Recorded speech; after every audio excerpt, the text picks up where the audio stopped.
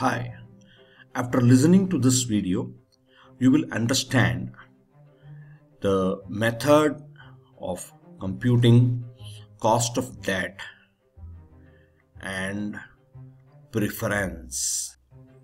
Debt and preference as a source of finance. Debt, maybe debenture capital, or maybe corporate bond, or a preference as a source of finance, preference share capital or preference stock,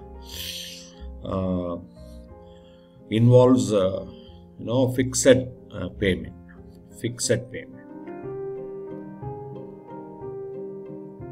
or fixed obligation.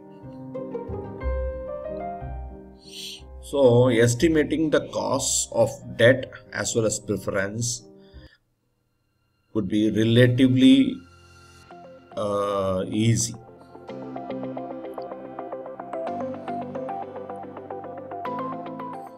Let us begin with the cost of debt. So, debt as a source of finance includes bank loan, debentures, or otherwise called corporate bonds. In case of bank loan, it is not traded. It does not have a secondary market.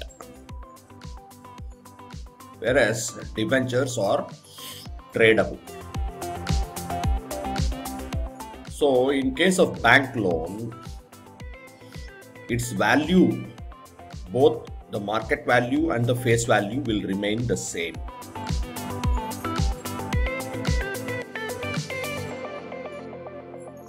Market value. Whereas in case of debentures, since it is tradable, it has a market, so face value is the price at which the instrument was issued, whereas market value is based on the market price. So, cost of bank loan, long-term borrowings, or borrowings from financial institutions, otherwise SIDBI kind of institutions, development financial institutions. The cost would be similar to interest rate.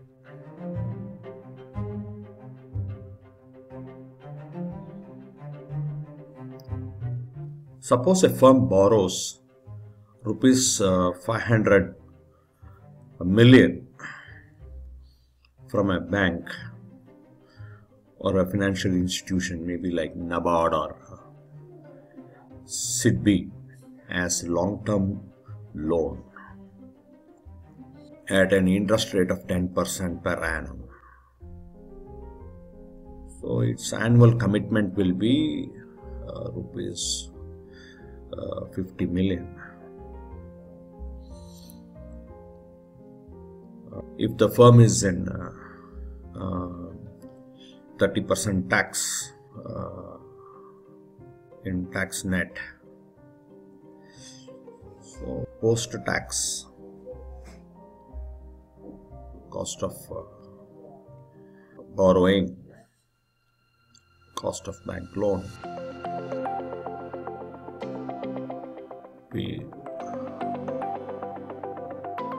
10% into 1 minus tax rate, which will be equal to 7%. On the interest payments, a firm can get tax advantage, which means that the interest payments can be debited to the profit and loss account, can claimed as an expense.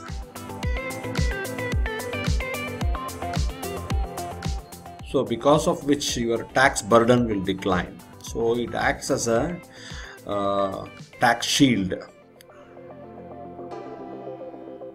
and your effective cost of debt would decline because of this tax shield or tax deductibility. So in the above example, you would have noticed the agreed interest rate maybe 10%, but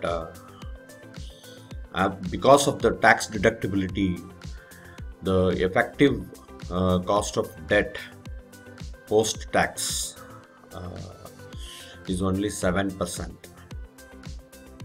So this will minimize firm's overall cost of capital. So it's an advantage to the firm. Borrowings involve processing fee. So this will reduce your realizable value. That means how much value you can get from the bank after your processing fee, or otherwise the net proceeds. This will reduce your realizable value. If you borrow ₹100 at an interest rate of 10%, let us assume 10% per annum, with a processing fee of 2%, your cost of debt would be 10 rupees will be the amount of interest to be paid on the face value of ₹100 for a net proceeds of 98 rupees, and your pre-tax cost of debt will be 10 rupees 20 paisa or 10.2%.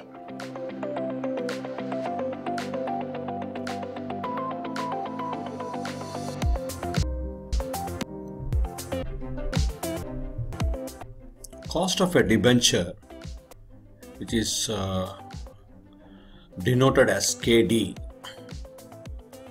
depends on rate of return expected by debenture holders.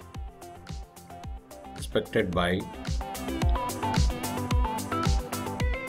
debenture holders or financiers. They are the financiers. This is denoted as RD.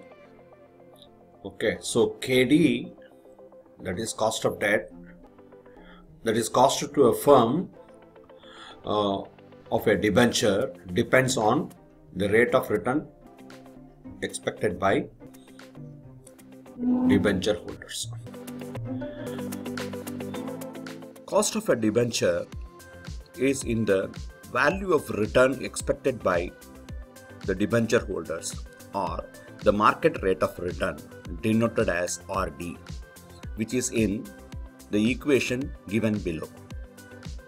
Price of a debenture is a summation of two parts here. The first part is the annual interest payment discounted at the yield rate for the number of years of the debenture. So we are trying to find out the present value of the interest payments receivable for the duration of the debenture. And the second part is the maturity value discounted at the yield rate for the duration of the debenture. So the total of these two will give you the price of a debenture or cost of a debenture. So the cost of debenture is influenced by the yield rate. Under circumstances where you know the price of a debenture, the market price, based on the market information. Using this formula, we can calculate the yield rate or the yield to maturity. And this formula is based on the trial and error approach, and we can arrive at the approximate yield rate. In the formula, the difference between the maturity value, if it is redeemable at premium, or the face value, is compared with the market price, and the difference is divided by the duration of the bond, and it is added with the annual interest payment, and it is discounted at 60% of the market price and 40% of the face value or maturity value. So using this formula, the required rate of return or the yield rate to maturity expected by the debenture holders can be calculated for the given price or cost of a debenture. For example, RAM Limited provides the following details regarding issue of debentures. The face value is 1000. Coupon rate of interest is the rate of interest committed by the firm, which is 12% per annum on the money borrowed of ₹1000, and the duration of bond is 4 years. And the current market price is given as 1080. In such case, by substituting the numbers in the formula, we can calculate the approximate rate as 9.5% as pre-tax cost of debenture, or 9.5% is the expected yield rate. So if you notice that the yield rate is less than the coupon rate of interest, or the expected market rate of return is less than the coupon rate of interest rate, the price will be above the face value. It will be a premium bond. Whereas if the coupon rate is less than or required rate of return is greater than the coupon rate of interest, the bond will become, the price of the bond will be less than the face value. In such case, it will be called as discount bond. Okay. Here, if the firm is in 30% tax bracket, the post-tax cost of debt would be 6.65%. Similarly, cost of preference is also equal to the yield rate expected by preference shareholders. Using similar formula with a change of dividend here, preference dividend instead of interest, the required rate of return of preference shareholders can be calculated. If face value is 100 per preference share, and the duration of preference share is 5 years, that means redeemable after 5 years, and the agreed dividend rate is 11%, and if the current market price per preference share is given as 95, in such case the cost of preference or the return expected by the preference shareholders can be calculated by substituting values in the equation. And here the cost of preference is arrived at 12.3%. The dividend payment is not tax deductible. Hence, the tax advantage what is available to a debenture against the cost of a debenture is not available to cost of preference. So in this lesson video, we looked at the methods of computing cost of debt and preference. For more valuable information, please like, share and subscribe to V.S. Kumar's YouTube channel. Thank you.